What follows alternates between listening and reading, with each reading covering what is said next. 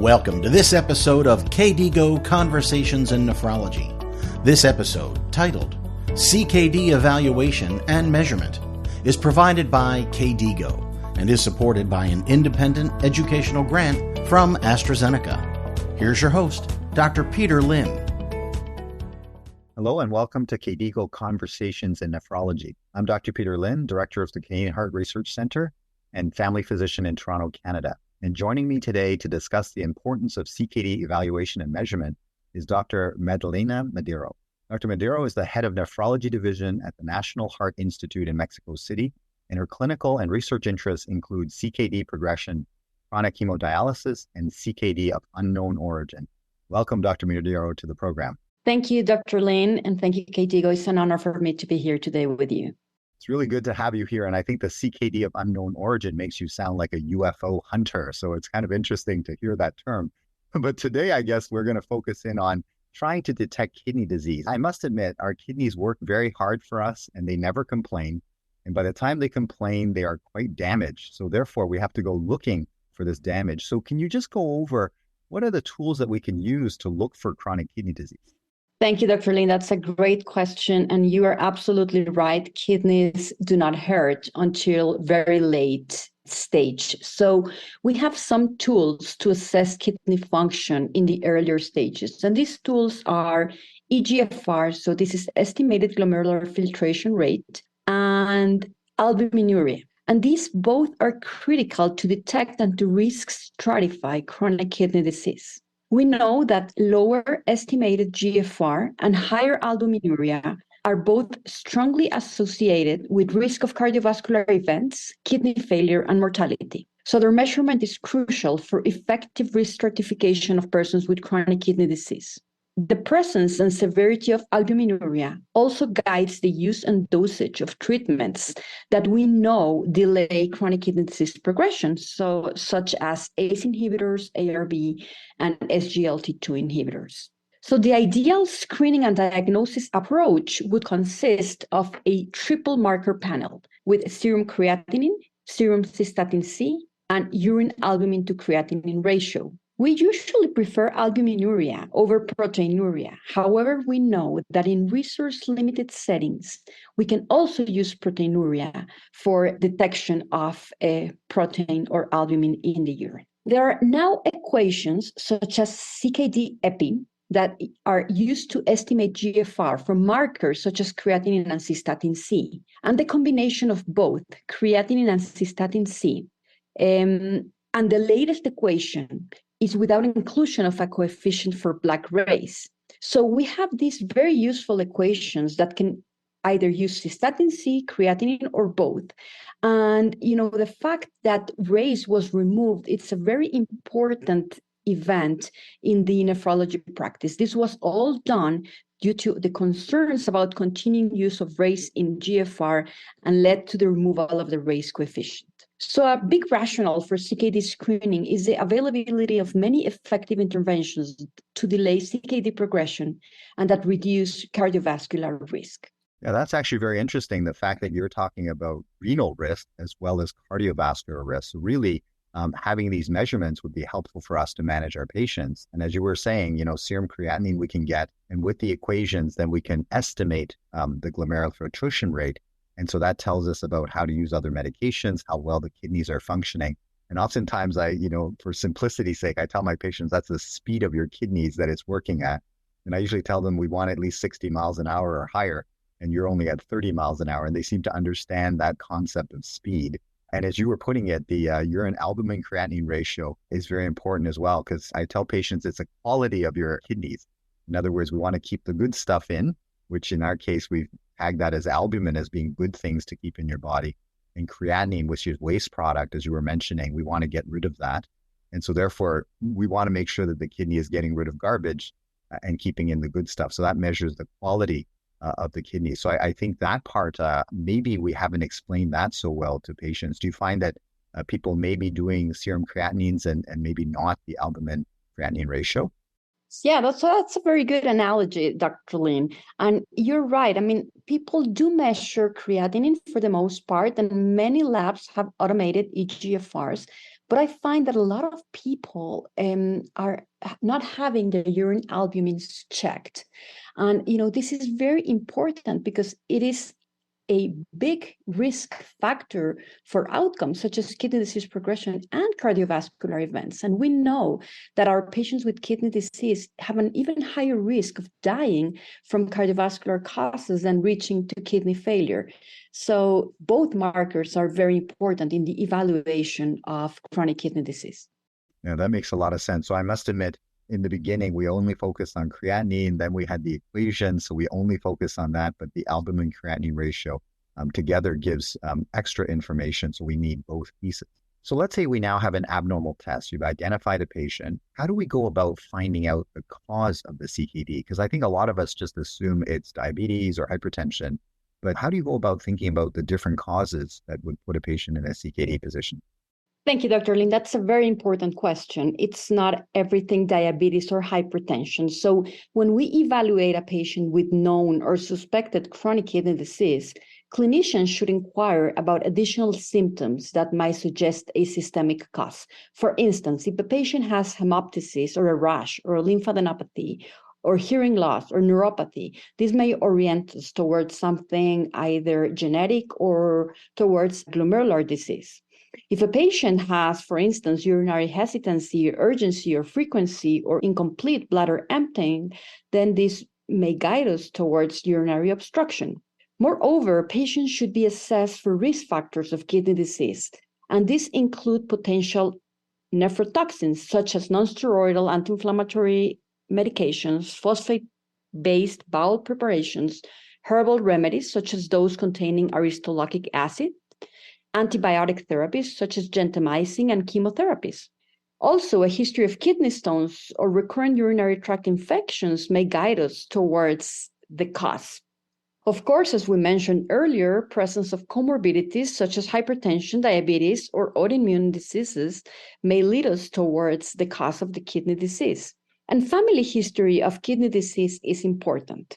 There are times when we need to do genetic testing, for instance, in younger people with polycystic kidney disease, where they still do not have cysts or with inherited forms of focal segmental glomerular sclerosis, as this may allow an earlier treatment or make us take decisions such as a big decision on a family member that may be a kidney donor, for instance. Finally, imaging studies such as an ultrasound give us an idea of the chronicity of the disease and helps us to rule out obstruction. And then when we have done all this, a lot of the times we still do not know the cause, and we need to perform a kidney biopsy, for instance, in a patient that has albuminuria or hematuria, and we are not 100% sure of the cause, then it is important to have a kidney biopsy, as with the histologic diagnosis, we're going to have a more precise diagnosis and a better management. A fundamental justification for the early detection of CKD is that we now have a lot of available evidence-based interventions to slow chronic kidney disease progression, as I mentioned earlier, and this would help us reduce its complication. Accurate diagnosis and staging of CKD impact the choice of the treatments, and this is one of the most important causes to establish what's really generating or causing the kidney disease in our patients. For those just tuning in, you're listening to KDIGO Conversations in Nephrology. I'm Dr. Peter Lin, and speaking with me today is Dr. Magdalena Madero. We're discussing the importance of CKD evaluation and measurement.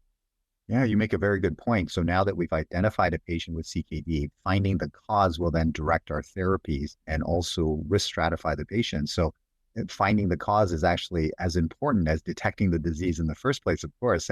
And yet many of us may just say, oh, the EGFR is a little bit low, and then we stop there. So all of these lists of diseases that you just mentioned reminds us that there are many causes that can bring a patient to that state of chronic kidney disease. So let's say we have these tests now, and let's say we've got a cause as well, so we know which cause is causing the CKD. Then when do we consider it as CKD progression? Because a lot of times nephrologists and the referral centers would say, if the CKD progresses, then please refer to us. So what does that mean in terms of CKD progression? Yeah, so that's a very good question, Dr. Lin. And this is something we have debated as nephrologists over years. Progression can be defined in many ways.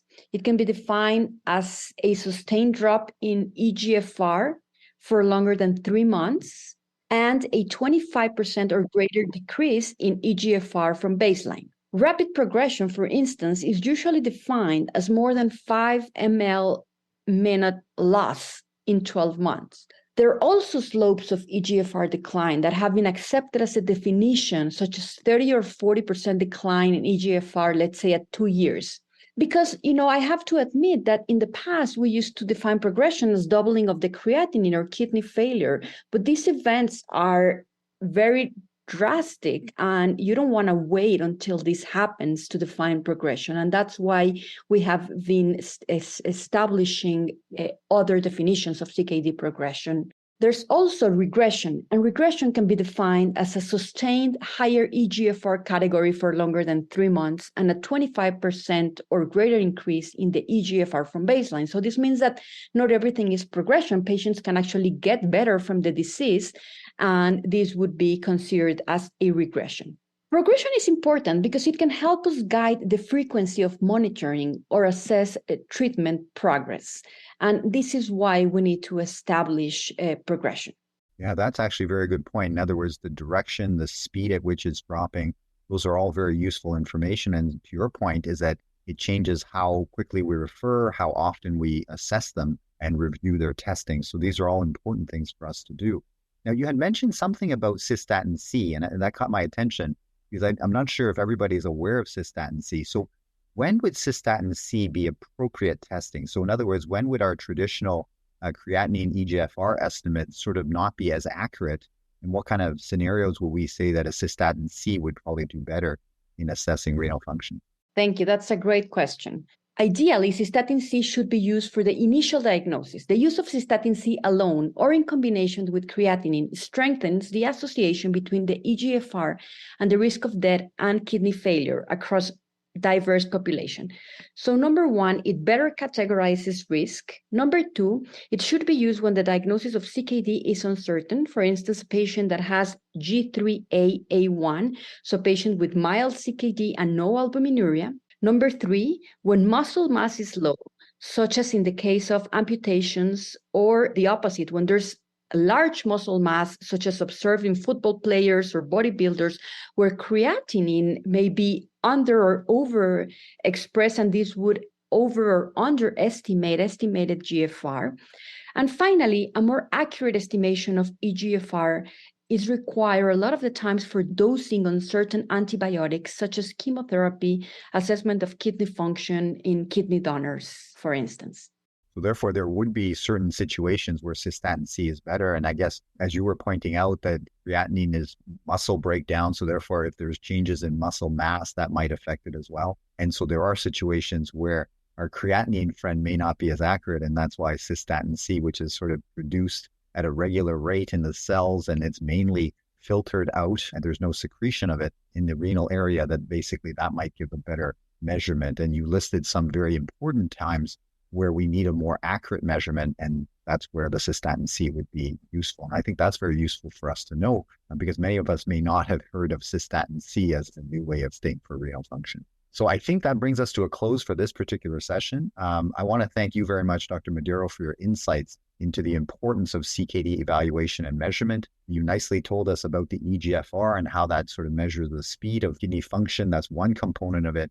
Albumin creatinine ratio is another important component of assessing renal function. And so therefore, both of them together would tell us about the speed of the kidney as well as the quality, as I sort of simply put it for my patients. And then you talked a little bit about cystatin C and its important role in certain circumstances where maybe the creatinine may not be estimating the glomerular filtration rate as well.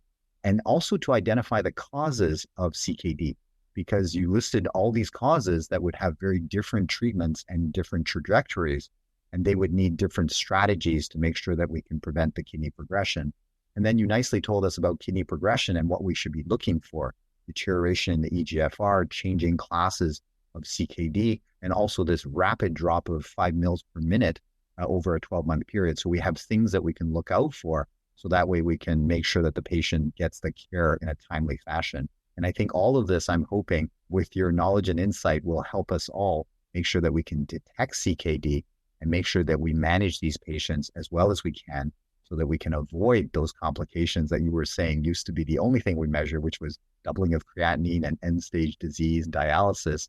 Hopefully, we will avoid those horrible things for our patients by diagnosing them earlier and making sure that they do well. So thank you very much, Dr. Madero, for your insights and all your hard work in terms of treating patients and sort of getting the benefits of all this knowledge to make sure that the patients will benefit from this new treatment strategy and detection.